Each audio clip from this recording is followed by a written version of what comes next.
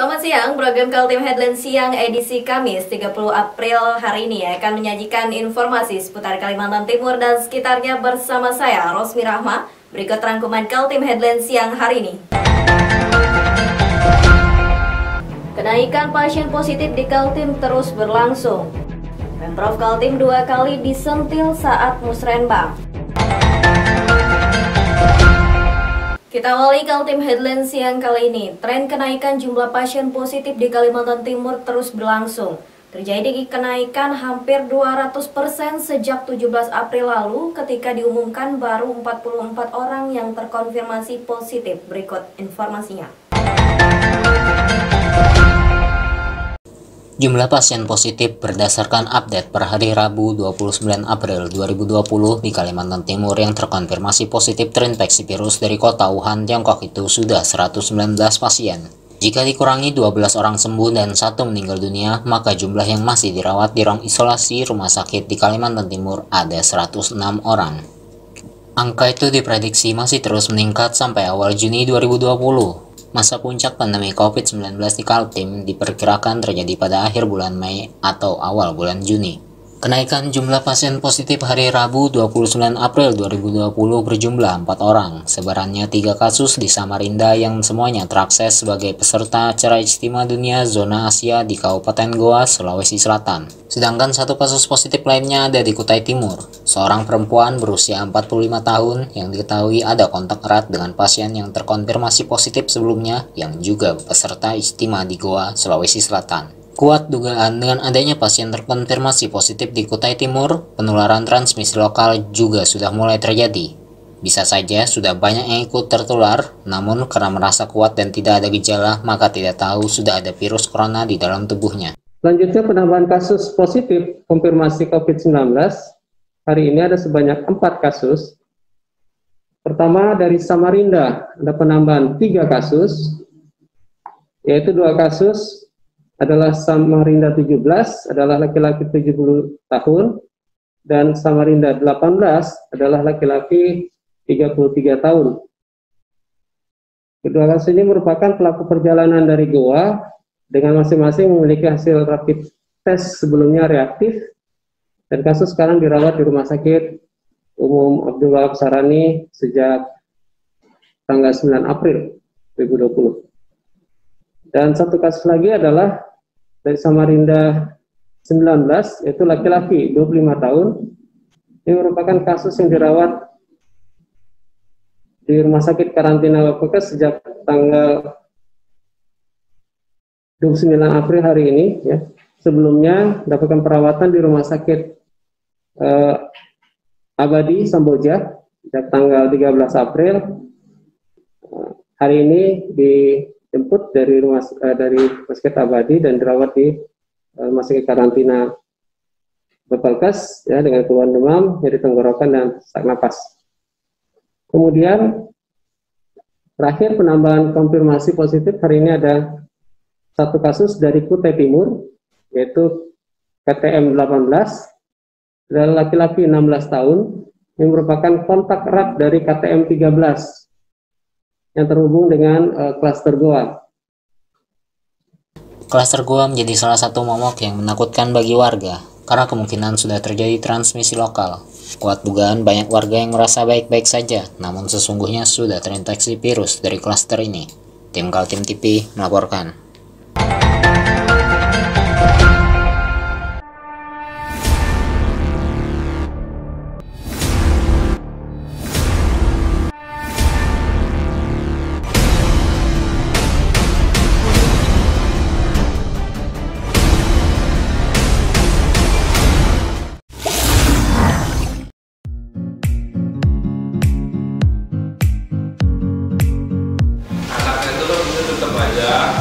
Cara mudah beriklan digital di Kaltim TV.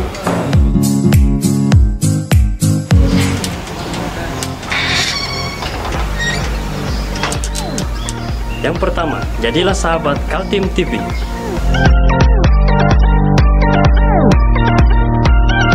Dengan Rp1.000.000, para sahabat mendapat 20 kali tayang di slot berita kamu.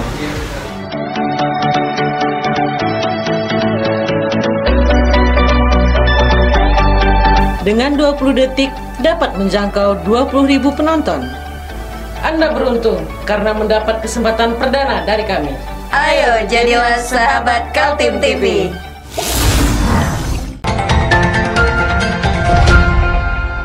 Ada-ada saja ide kreatif yang muncul di saat pandemi COVID-19. Kali ini di Kutai Timur, Bupati Ismunandar meluncurkan gerakan menanam singkong dan jagung dengan memanfaatkan lahan dan perkarangan sendiri. Berikut informasinya. Masa pandemi COVID-19 tidak jelas kapan berakhir. Sementara kehidupan warga harus terus berjalan. Jika pemberlakuan PSBB atau pembatasan sosial berskala besar di Pulau Jawa bertahan lama, maka dikhawatirkan ikut mengganggu kebutuhan pangan di Kalimantan Timur. Selama ini, sebagian besar stok pangan warga Kaltim dipasok dari Pulau Jawa dan Sulawesi, karena belum tercukupinya hasil pertanian sendiri di benua Etam. Mengantisipasi kekurangan pangan, Bupati Kutai Timur punya ide, yakni mengajak masyarakat untuk menanam. Masa-masa stay at home atau tinggal di rumah lebih baik dimanfaatkan untuk menanam singkong dan jagung di lahan pekarangan sendiri. Rabu 29 April, gerakan menanam di pekarangan sendiri diluncurkan Bupati Kutai Timur Ismunandar. Dengan mengucapkan Bismillahirrahmanirrahim, gerakan pemanfaatan lahan dan pekarangan sebagai antisipasi dampak pandemi COVID-19 di Kabupaten Kutai Timur secara resmi Gerakan pemanfaatan lahan dan pekarangan juga diluncurkan Bupati dan Wakilnya Kasmidi Bulang, juga Ketua DPRD Kutim, Haja Hencek UR Pirgasih, serta pejabat Forum Komunikasi Pimpinan Daerah Kutim. Pencanangan ditandai dengan penanaman singkong dan jagung di lahan Pemkab Kutim di Jalan Soekarno-Hatta. Kita ini penghasil batu bara, penghasil kelapa sawit, penghasil minyak, penghasil hutan yang kalau kita panen tidak bisa untuk kita jadikan pangan, harus ada mata rantai penjualan segala macam. Nah, kita berdoa saja kalau mudah-mudahan Juni ini sudah bisa. Kalau misalnya Sulawesi penghasil tempat kita mendatangkan beras, mereka sekarang PSBB tutup, Jawa merah, zona merah semua tutup, biar kita banyak duit, jarang banjar kah? Apa ya, hendak ditukar? Gerakan menanam singkong dan jagung secara tumpang sari dilakukan bersamaan pada hari dan jam yang sama pada 18 kecamatan di Kutai Timur. Bupati melibatkan semua kecamatan dan UPT penyuluhan di lingkup Dinas Pertanian. Tim Kaltim TV melaporkan.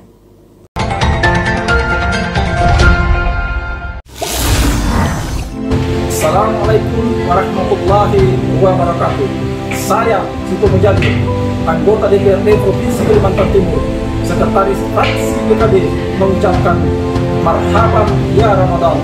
Selamat menjalankan ibadah Ramadan 1441 Hijriah. Mohon maaf lahir dan batin. Wassalamualaikum warahmatullahi wabarakatuh. Berita berikutnya tentang acara musrembang yang secara virtual disampaikan Selasa 28 April yang menjadi arena penyampaian kritik dari Wali Kota Balikpapan Rizal Effendi kepada Gubernur Kaltim Isran Nur. Setidaknya 2 kali Pemprov Kaltim disentil terkait program penanganan dan pemulihan pasca pandemi COVID-19.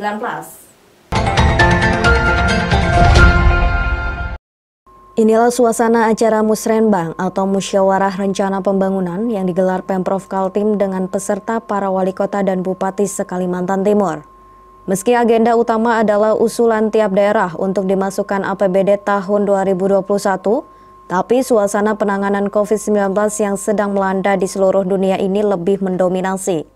Ketika tiba giliran Rizal Effendi, Wali Kota Balikpapan diberi ruang menyampaikan usulannya. Rizal yang asal-usulnya seorang wartawan setidaknya 2 kali melontarkan kritik terhadap Pemprov Kaltim. Kritik pertama yang disampaikan soal tematik dari musrenbang. Dari apa yang disampaikan Pemprov Kaltim, menurut Rizal tidak menggambarkan bagaimana usaha Pemprov dalam pemulihan pasca pandemi. Padahal APBD 2021 seperti juga arahan dari pemerintah pusat semestinya mencerminkan upaya pemulihan kembali situasi pasca pandemi. Beberapa hal yang perlu dipertimbangkan setelah tadi mendengar juga pengarahan dari Menteri Dalam Negeri, dari perencana, dari Bappenas, Bapak Gubernur. Saya kira Musrenbang 2020 ini harus memperhatikan lagi, melakukan revisi tentang tema Bapak Gubernur. Karena tidak kelihatan kan temanya yang nasional adalah pemulihan ekonomi. Sehingga kita perlu, saya mohon izin kepada Bapak Gubernur agar Musrenbang walaupun hari ini sudah disimpulkan masih dibuka ruang untuk usulan pemulihan ekonomi dan mensinergikan dengan program rencana nasional karena ada pemulihan ekonomi gitu. Tidak cukup sampai di situ, Wali Kota Balikpapan juga melontarkan kritik kepada Pemprov karena tidak jelasnya soal anggaran jaring pengaman sosial untuk Kota Balikpapan. Karena belum diturunkan anggaran jaring pengaman sosial dari Pemprov, Riza mendesak agar segera direalisasikan. Kami ini belum jelas betul yang program pemerintah provinsi sampai saat ini masih meraba-raba dan sementara ini yang kami sajikan. Nah, kami minta kalau ini angkanya sudah benar dan programnya sudah benar, segera direalisasikan Pak Gubernur gitu. Karena kami belum tahu kapan realisasinya.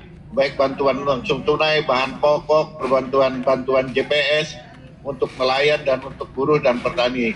Yang dari pemerintah kota kita menyiapkan 70 miliar rupiah untuk jaringan pengaman sosial untuk 70.000 kepala keluarga. Jadi kami mohon yang provinsi segera dan jelas Pak Gubernur gitu, karena sampai sekarang kita tidak mengetahui sampai di mana peran rencananya.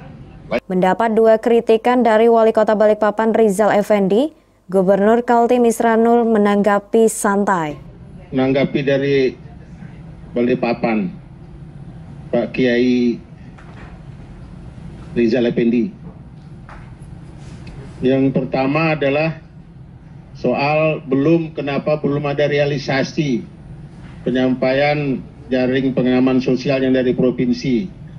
Yang kami dapatkan sekarang kesulitannya adalah ada pendataan yang dari kabupaten kota belum match mengenai identitas dan segala macamnya. Jadi ini juga segera, dan tadi kalau memang tadi sudah disebutkan begitu, mestinya itu segera dikirim sehingga ini menjadi bahan pertimbangan kita untuk menyalurkan jaring pengaman sosial tersebut. Tim Kaltim TV Hardin melaporkan.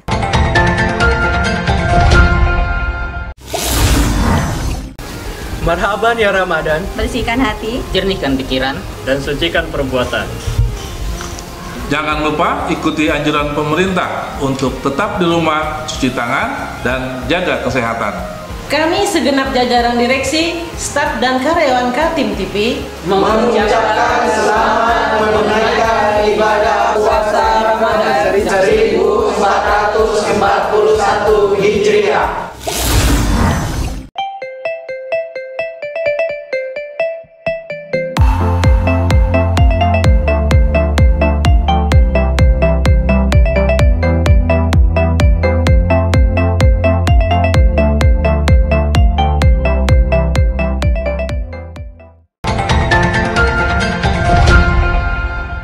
Wali Kota Balikpapan Rizal Effendi bersiap-siap mengusulkan status PSBB atau pembatasan sosial berskala besar ke Kementerian Kesehatan melalui Gubernur Kaltim.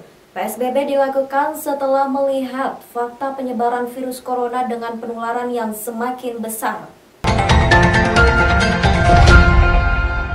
Usulan PSBB disampaikan oleh Wali Kota Balikpapan Rizal Effendi saat Musrenbang tahun 2020 yang diselenggarakan Pemprov Kaltim. Alasan PSBB karena sudah ada penularan antar warga atau transmisi lokal. Karena itu kami akan bersiap-siap mengajukan permohonan PSBB Pak Gubernur gitu, karena sudah ada juga yang transmisi lokalnya. Balikpapan adalah kota terbesar dalam jumlah pasien positif terinfeksi COVID-19. Data yang disampaikan Wali Kota Balikpapan dalam Musrenbang yang dipimpin Gubernur Kaltim Isranur itu untuk pasien positif per 27 April ada 28 orang, 1 meninggal dunia dan 6 sembuh. Persiapan yang dilakukan Pemkot Balikpapan dengan mengkalkulasi dampak jika dilakukan PSBB, misalnya dengan menghitung pertumbuhan ekonomi. Menurut Rizal Effendi, berdasarkan prediksi dari Bank Indonesia, jika PSBB dilakukan 3 bulan, Pertumbuhan PDRB atau Produk Domestik Regional Bruto Balikpapan hanya sekitar 3–0,8%.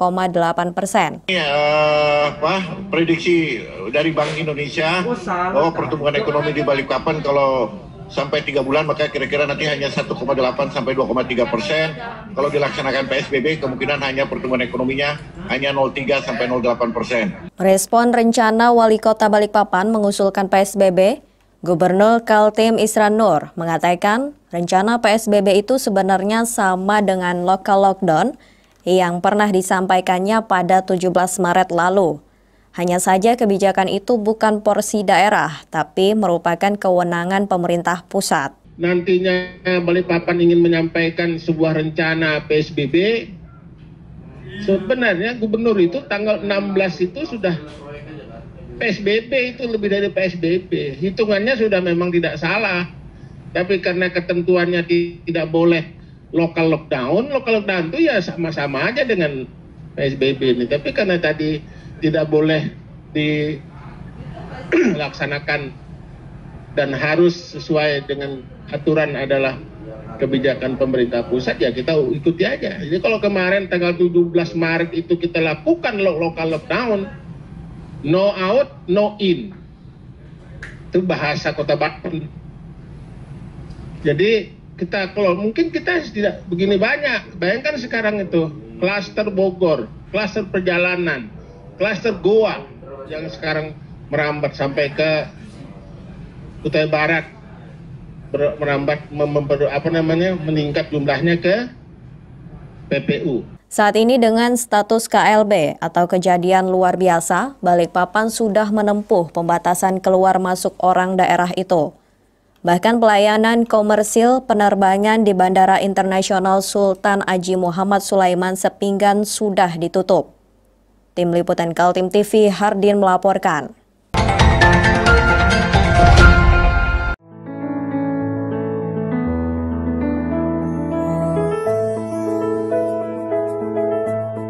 Di sini kami akan mempraktekkan cara pembuatan hand sanitizer alami dengan bahan baku daun sirih. Daun sirih sebanyak 100 gram kita potong kecil, lalu kita masukkan ke dalam air mendidih dengan air sebanyak 400 ml. Lalu kita tim sampai suhu 90 derajat Celcius atau kurang lebih 30 menit dengan api kecil. Setelah 30 menit kita angkat dan kita diamkan lagi selama 30 menit. Setelah didiamkan selama 30 menit, air rebusan daun sirih ini kita saring. Lalu kita campur dengan air perasan jeruk nipis sebanyak 16 ml. Lalu kita aduk hingga rata dan ditambahkan dengan air lagi sampai 400 ml. Lalu kita tuang ke dalam botol spray yang kosong. Berdasarkan hasil penelitian, 15% air daun sirih ini mengandung 70% etanol yang mampu berfungsi sebagai antiseptik yang membunuh bakteri, virus, dan mikroba.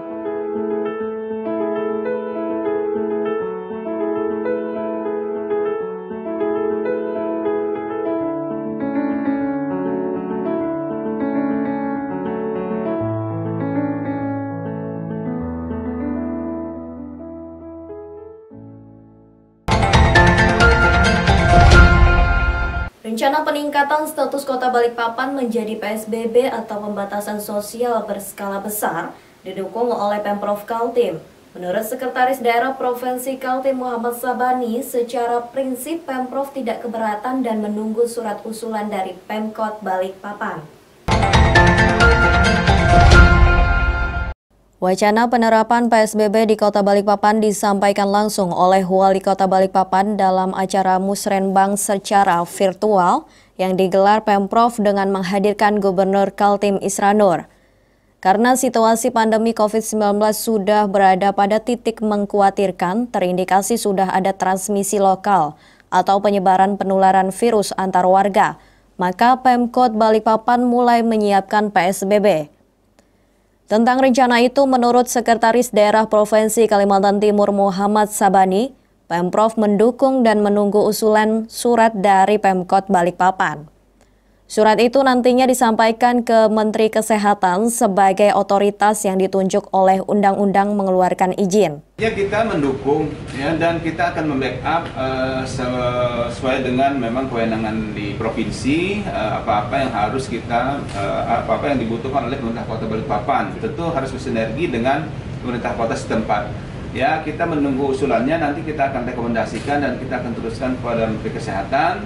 Dan dalam aktivitas pelaksanaannya, hal-hal terkait dengan karantina, hal-hal terkait dengan peningkatan kesehatan masyarakat, ya, jaring pengaman sosial maupun juga untuk dukungan stimulus ekonomi mikro dan kecil, kita akan upayakan, kita bantu karena kita sudah mengalokasikan dana untuk kegiatan-kegiatan tersebut. Wali Kota Balikpapan mengakui pandemi COVID-19 memberikan dampak besar di Kota Balikpapan. Rencana PSBB akan ditempuh setelah semua sisi diperhitungkan, terutama menyangkut warga yang terdampak dan kehidupan ekonominya. Pertama, Bapak Gubernur, saya mohon maaf lapor dulu tentang penanganan COVID-19, Pak. Karena Balikpapan tertinggi di seluruh Kalimantan Timur.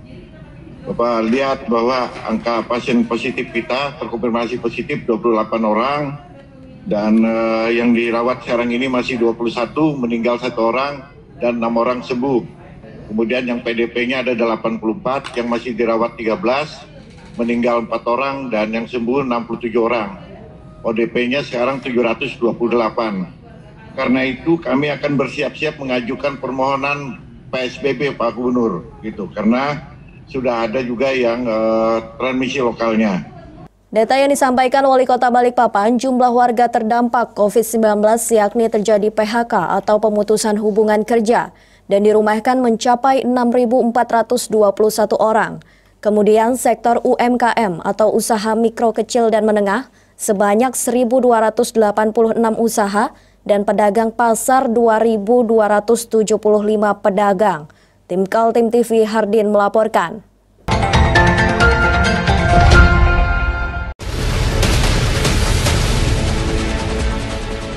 Mari kita memerangi virus corona dengan mematuhi imbauan pemerintah, stay at home.